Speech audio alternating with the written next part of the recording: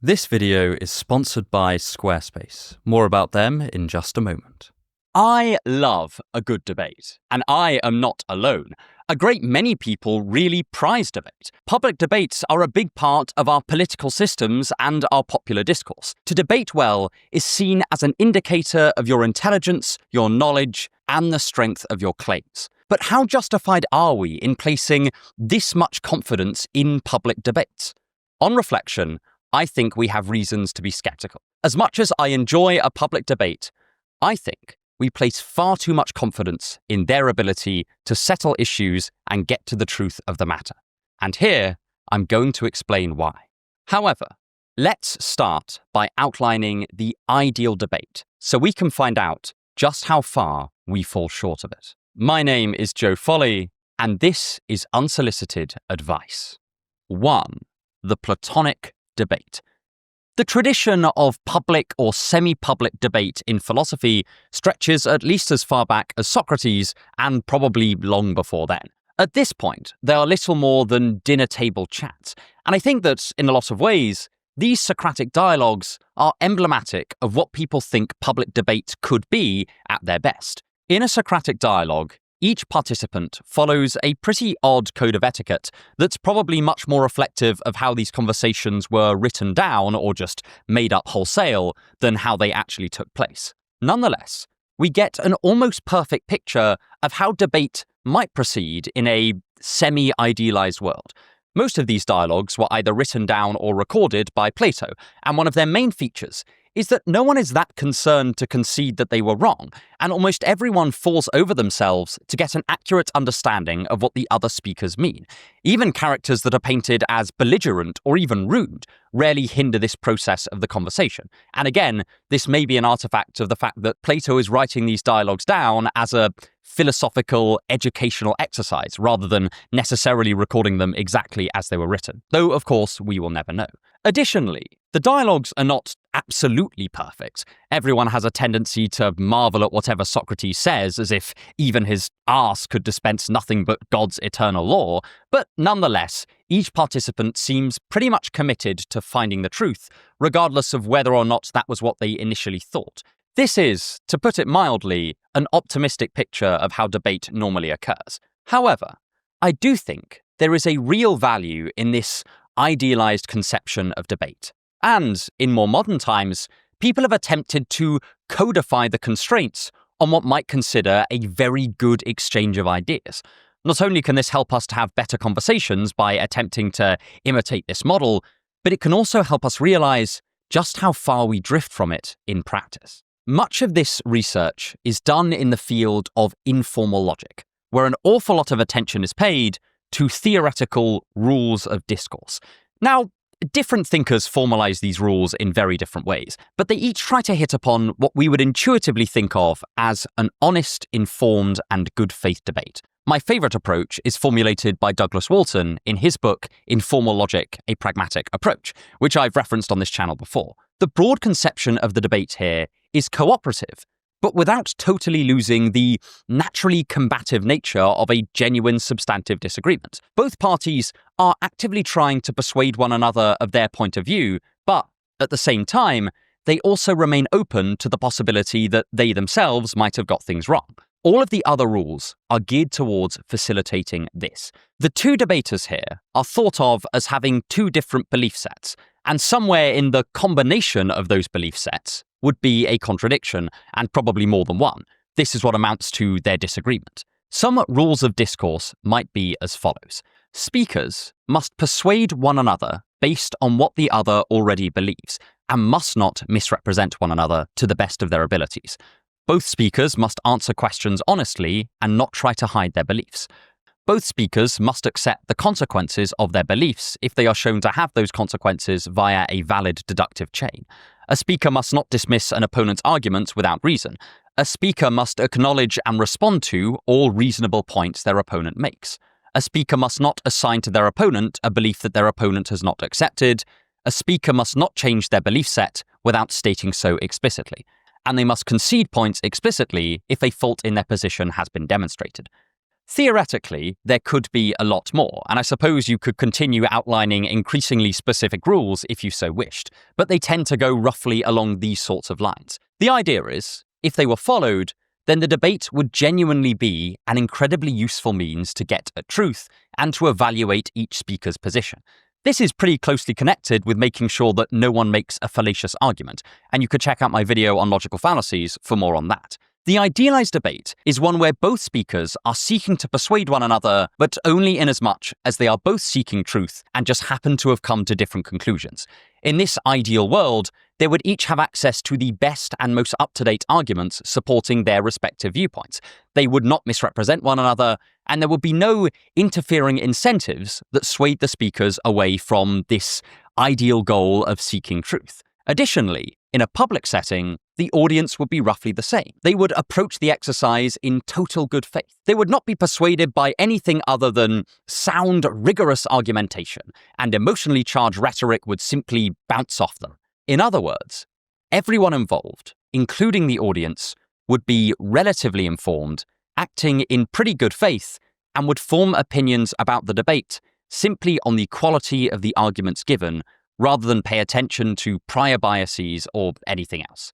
Now, if public debates tended to be like this, I would be almost totally on board with them in almost every situation. And I do think it's worth noting that sometimes they get tantalizingly close. I can think of the debate between Bertrand Russell and Frederick Copleston about the existence of God. Here are two thinkers on entirely different sides of a debate who nonetheless easily find where they disagree without either shying away from conflict and thus turning this into not much of a debate at all, or things devolving into a bad faith shouting match. They are also going out of their way to make sure that the debate is incredibly helpful for the audience. Each of them is a highly trained academic, and they would be able to converse entirely in technical terms if they liked, but they put things in plain and simple English so the rest of us lowly mortals can understand and follow along. They don't make an awful lot of headway with one another, but then again, it would be pretty surprising if they did, considering that both of them had been studying the topic for over 40 years at this point, if I remember correctly, and they had no doubt encountered one another's objections in some way, shape, or form many times before. I'll come back to this point about not making much headway later, as I think even the best public debates can easily suffer from this issue.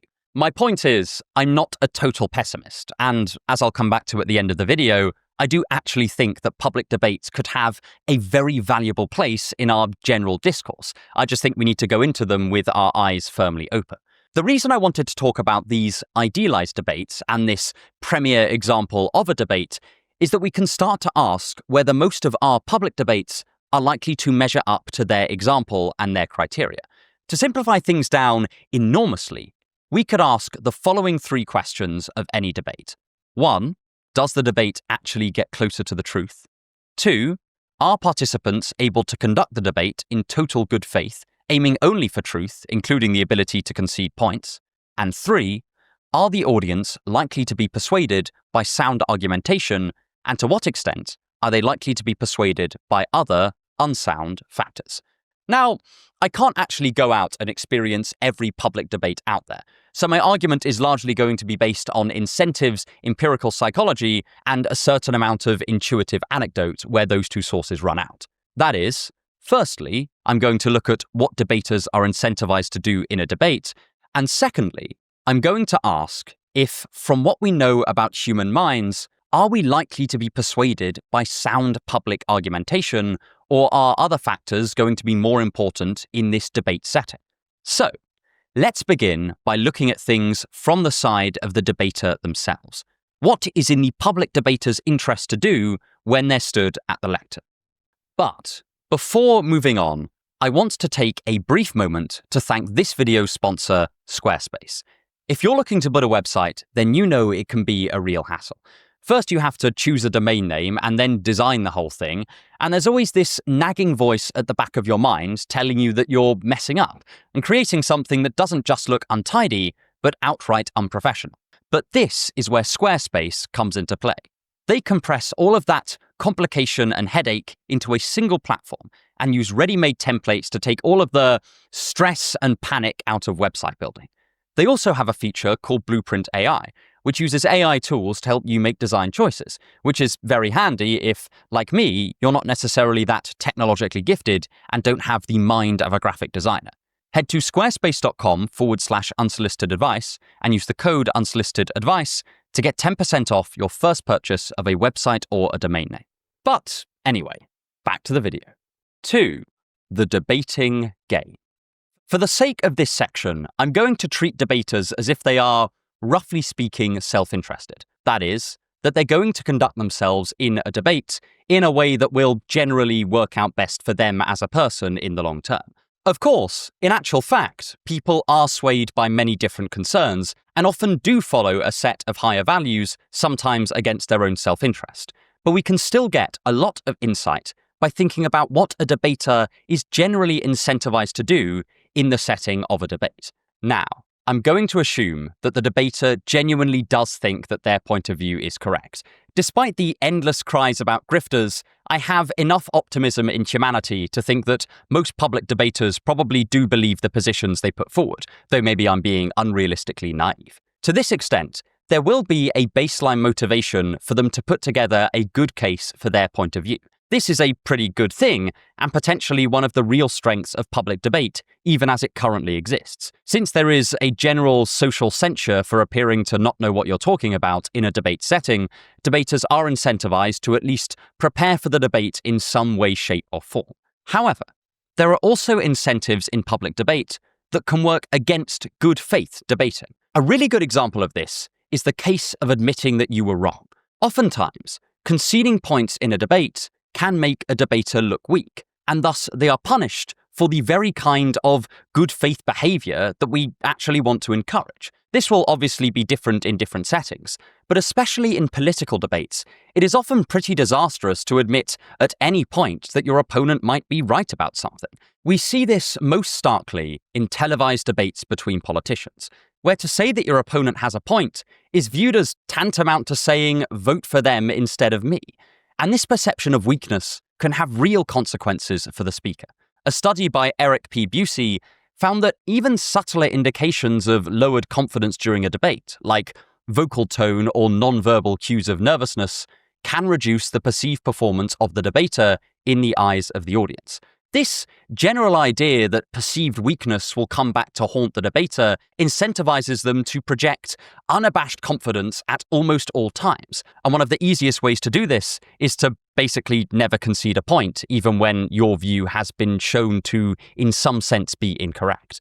Sure, this might make them look stubborn to some people, but to others, it will make them look firm and project strength, especially to those who agree with their initial position. And that brings us to our next unideal incentive. Oftentimes, public debates today are had by people who already have some kind of platform. But a pre-existing platform normally implies a pre-existing audience, and whether you like it or not, you are incentivized to stay on your audience's good side. This is probably more pronounced in the internet age, but it is by no means limited to it. An author has to answer to their potential readers, a journalist to their editorial board, and a politician to their party and their voters. As much as it would be nice to be able to freely admit when your opponent might have a point, to the speaker's pre-existing audience, this can look like consorting with the enemy, especially if they're debating a topic where emotions run hot, which are the very things that we want to encourage good faith debate about. In fact, one of the reasons that I really value you guys is that I'm pretty sure that I could admit to having been wrong about something or otherwise change my mind without facing a major backlash. All of this means that a debater's attention often can't fully be on seeking the truth and following all the rules of discourse that we discussed earlier. They are motivated to have an eye to the future, where they will have to carry this debate performance and the things that they said with them. People probably won't remember the nuances of the points that they give, but they're much more likely to remember the general vibe that the debater looked weak or gave too much away. This also goes for the motive of playing to your own side. After all, the people who vehemently disagree with you are quite unlikely to suddenly become your biggest fans or supporters, so the incentive structure motivates speakers to just dig their heels in and hammer their own side's position come what may. In other words, for the debaters themselves, it's often more in their interests to just try to win or try to look clever, rather than remain open to being convinced. So, what about another of our criteria? The debate getting closer to the truth. Surely they're incentivized to do this. They can't just get up and lie. Well, as we'll see in the next section, there is a sense in which they often can. But let's assume, for the sake of argument, that the debater is choosing to stick to what they believe is sound argumentation. In this case, is the debate likely to get close to the truth or advance the realm of human knowledge? My contention is that often it will not.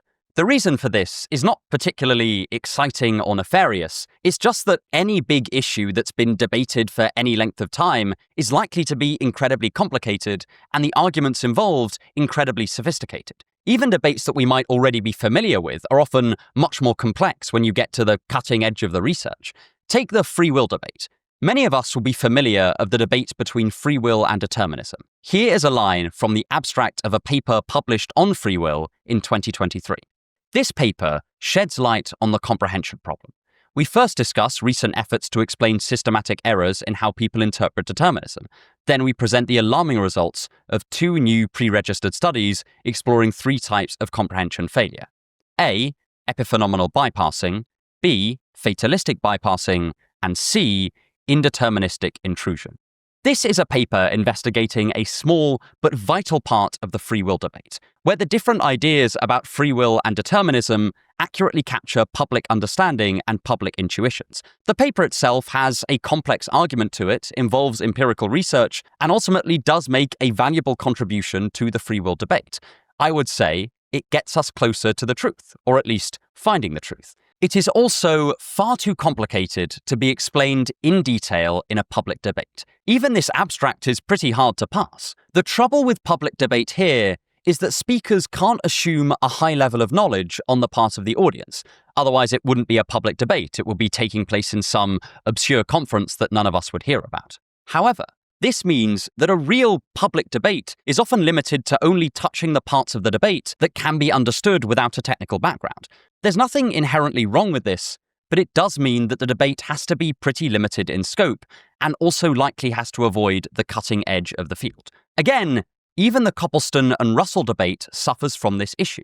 Both of them are aware that they're not in any way advancing the overall debate around God's existence.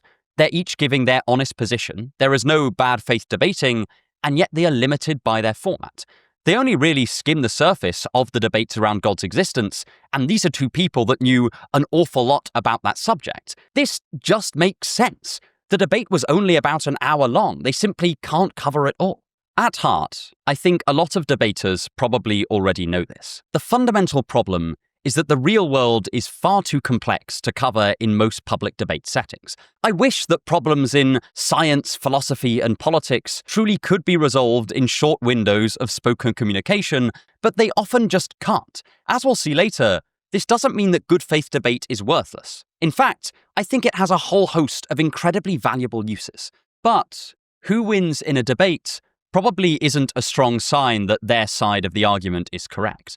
There are hundreds of debates online where an atheist has made a theist look like a bit of a numpty, and hundreds where a theist has made an atheist seem like they spend all their free time waxing their fedora collection, and in almost every case, the questions around God's existence did not advance a step.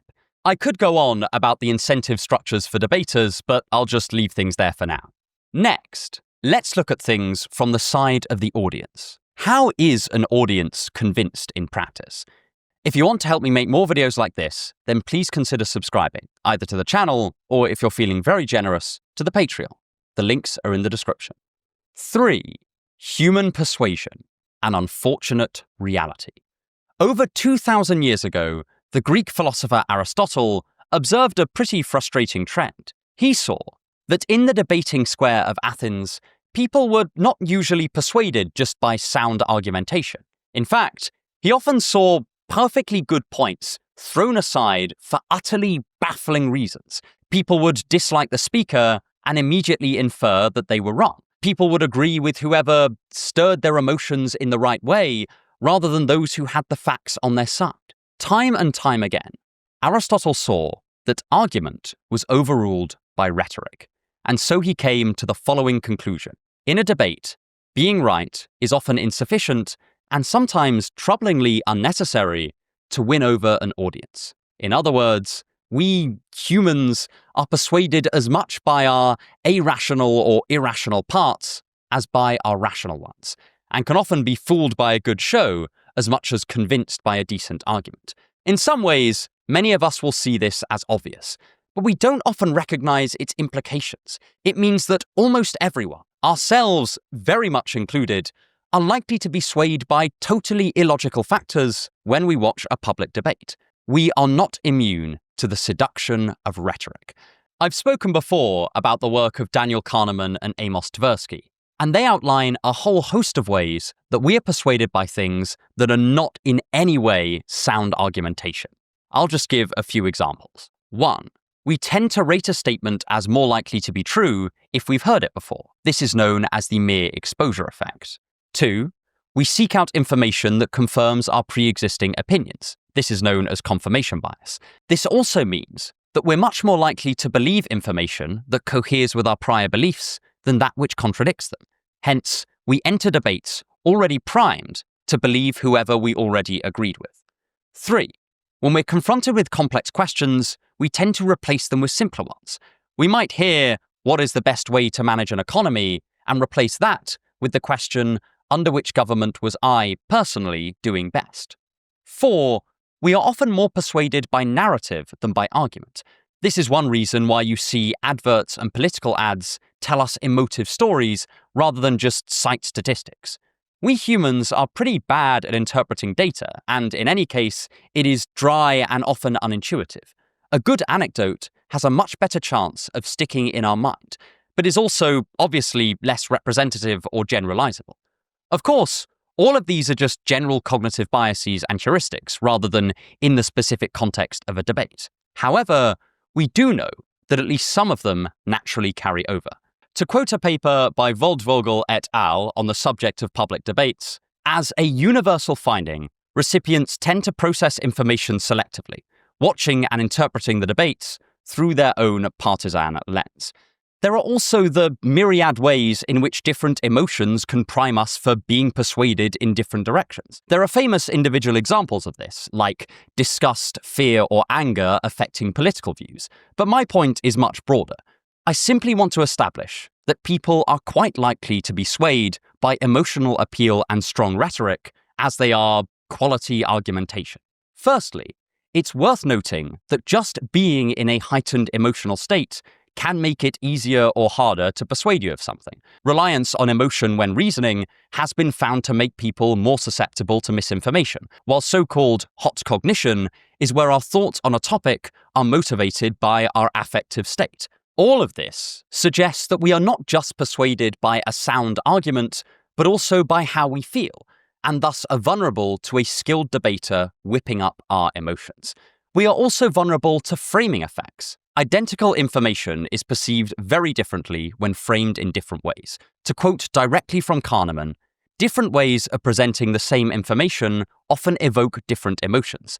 The statement that the odds of survival 1 month after surgery are 90% is more reassuring than the equivalent statement that mortality within 1 month of surgery is 10%. They then go on to say that this will affect people's actual decisions when they reflect upon the information. It's also worth noting that when Kahneman and Tversky talk about us replacing more complex questions with simpler ones, they often argue that we replace a cognitively taxing question with an emotional one. To use one of their examples, when we are asked, how should financial advisors who prey on the elderly be punished, Kahneman's suggested replacement that we use is, how angry do I feel about financial advisors who prey on the elderly? Which is a very different question, and importantly, an emotional one. Reflecting on emotions as a whole, he says the following. Your emotional attitude to such things as irradiated food, red meat, nuclear power, tattoos, or motorcycles drives your beliefs about their benefits and their risks. If you dislike any of these things, you probably believe that its risks are high and its benefits negligible. As before, This is not directly in the context of a debate, but since it's a general principle of cognition, we can be reasonably confident that it will carry over. None of this is to say that we are never persuaded by sound and reasoned argumentation, but Kahneman suggests that it is, at the very least, a mixed bag. He thinks that being persuaded by reasoned argument alone is a matter of System 2 thinking, which is his term for a mode of thought involving slow, deliberate cognition.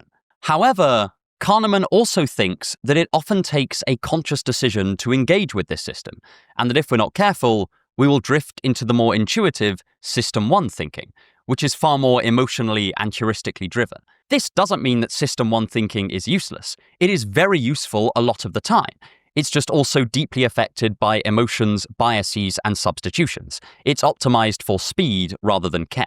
And all of this means that how we perceive a debate more generally is mediated through another huge factor: the speaker's general skill at debating, how charismatic, confident, and compelling they seem.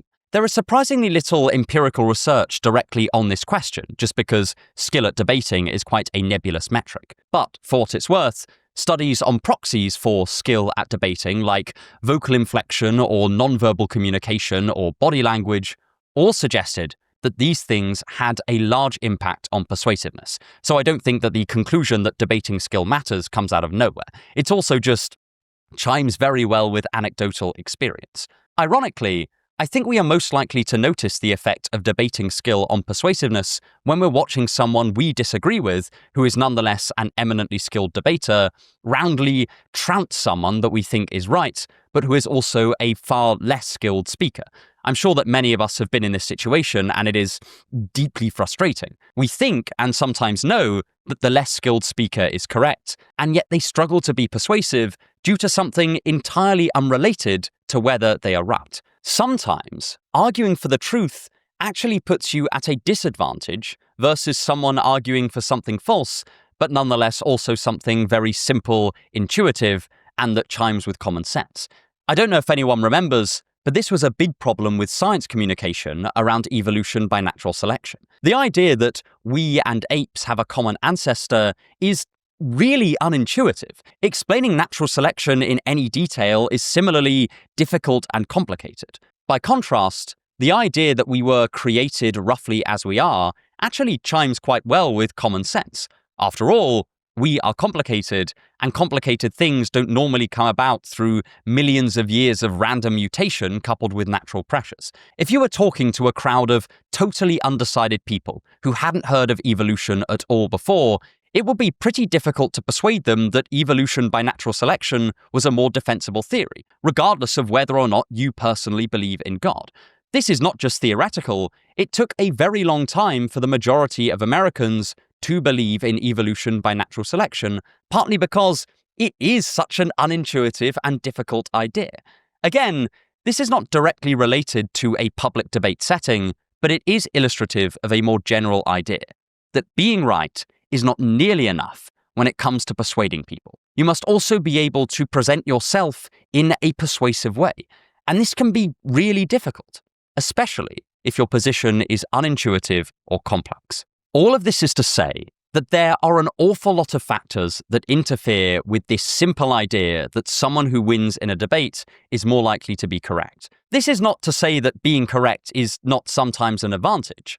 However, it is neither necessary nor sufficient for being persuasive. And this means that public debate as a means of establishing or spreading true beliefs seems at the very least doubtful.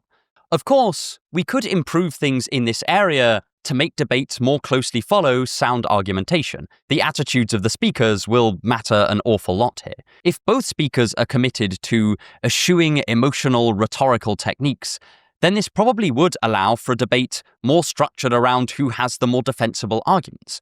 But this does come with a cost. The first is that it only works if both parties are doing it. If one person agrees to place less emphasis on rhetoric and the other person does not, and is also a skilled rhetorician, then the first speaker is immediately put at a severe disadvantage. Additionally, this may also make the debate less enjoyable to watch as a piece of theatre. And that idea that debate is enjoyable to watch is absolutely key to our next point, because I still love watching a public debate, and I still think they can be immensely valuable. It might just involve changing our attitude towards debate. 4. A debating theatre. An enormous strength of public debates, which I've been largely ignoring so far, is that they can be really entertaining. Personally, I think entertainment value is deeply underappreciated when we talk about public engagement with ideas. Yes, a public debate is going to oversimplify points, likely not move the dispute any further, and will involve a healthy dose of rhetoric. But the alternative is often people not being exposed to these ideas at all. Take the early 2000s. There were hundreds, maybe thousands of online public debates around the existence of God. Sure, a lot of these were conducted in pretty bad faith or contained a fair amount of spurious argumentation, but they also introduced a lot of people to a host of theological issues that they'd never come across before. One of the great things about public debates is that they tend to cover a lot of ideas very, very quickly. And this means that they can be a great starting point for someone's own learning. I've seen this effect in action myself. One of my first introductions to the philosophy of religion was watching these atheist-theist debates and then going away and reading more about them. I don't know if I'd be nearly as interested in theology or philosophy of religion now were it not for the fact that these debates were fun to watch, despite me not knowing all that much about the topic or having any prior interest. Of course, the flip side of this is that many people would have probably watched a couple of these debates and concluded that the issues discussed there were totally settled and so not looked into it any further. However, I largely think this is not a problem with debate itself, especially if that debate is conducted in good faith, but rather our attitudes towards debate. A primary reason someone might think an issue is settled after watching a public debate is because that's how we've come to view public debates. We often see them as ploughing new furrows in the realm of human ideas when, as we've already discussed, this might not be the job that they're best suited to. However, if we view the debates not as establishing the truth, but instead something more educational, like exposing us to a swath of new ideas in an entertaining setting, then I just don't think we would have this issue. Debates would not be seen as the battleground on which truth is established, but just a quite fun intellectual exercise that, as a bonus, can maybe teach the audience, or indeed the speakers, something new. This is especially true when it comes to opposing viewpoints. Because of the aforementioned confirmation bias, we humans are just not all that great at exposing ourselves to arguments that might call into question some deeply held belief. But in a debate setting, we are forced to face them, either as speaker or as audience. We would just need to bear in mind that our cognitive biases will still be doing everything they can to dismiss these opposing arguments out of hand, and we'll have to override those biases in order to give them a fair hearing. In this way, a public debate can help move our own position forward, even if they're not advancing the overall issue. And I think at some level, we already know about debate shortcomings. We already know that debates are probably more to do with entertainment than establishing the truth. Most of this video will just be a reminder of that rather obvious fact. But I also think that we often forget this in the moment. In the fun of a public debate, we do tend to pretend that it's doing more than it is. And ultimately, I do think that that's a shame, because I would argue that it prevents us from getting the most out of the debate itself. Once we start to think of public debate in this more educational way, we can also start to rethink what debates might look like. For example, although debates could remain quite combative, since that is part of the fun, we can start to alleviate the pressure on the individual speakers. The nice thing about an educational setting is that you can move between ideas quite quickly, and even turn to ideas that you don't necessarily agree with for pedagogical purposes. If speakers and audiences explicitly had this in mind, then this could minimize the involvement of the speakers' egos. They wouldn't have to worry as much about conceding points or about never looking foolish, because the whole framing of the debate would just be significantly more lighthearted, and there would be a general understanding that this probably doesn't represent the full depth of either speaker's views. Likewise, since nobody would expect for the debate to be properly settled within that format, the fact that the speakers are probably not advancing the bounds of human knowledge just wouldn't matter that much. I have seen a number of people online argue against public debates, and I often find that they draw quite pessimistic conclusions. They discuss the limitations of a debate and then conclude that it is inherently a bad or unhelpful medium. But in some ways, we can improve public debate precisely by embracing its limitations. Because public debate is so overhyped, we've been judging it on criteria that it just couldn't possibly live up to.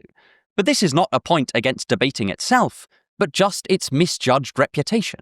The fact is that settling a complex issue is often a very dry affair that happens over many years or decades or even centuries in some cases. It involves drawing from a huge range of literature, from empirical research to mathematical breakthroughs to philosophical reflection. And it just can't properly be compressed into the format of a public debate. The answer is not to get rid of public debate entirely, but just to recognize all the things that public debate is far more suited to doing than this long-winded technical process. For one thing, watching a public debate has a much lower barrier to entry than getting involved in the cutting edge of a field, and so it allows far more people to learn about complex ideas, albeit not in their full complexity. But almost everyone has subjects they would like to learn more about, but are either unable or unequipped to discuss at an expert level. For me, that's something like economics. I find economics very interesting, but I'm just totally unequipped to sit down and read an economics journal.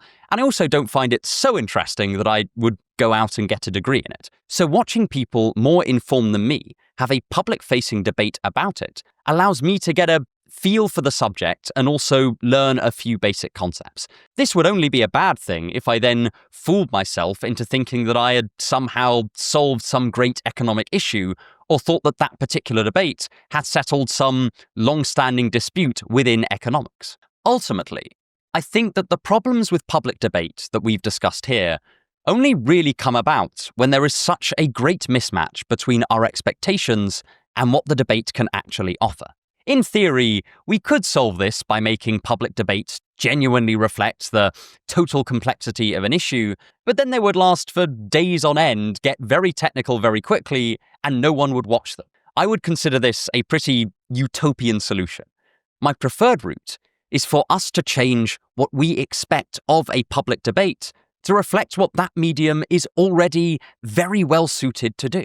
It would be a bit of entertaining, informative theatre, conducted in good faith by two people from opposing camps. It can allow us to learn more about a topic and be exposed to viewpoints we would otherwise miss, without tricking ourselves into thinking that the outcome of this particular public debate has finally settled whose conclusion was actually correct.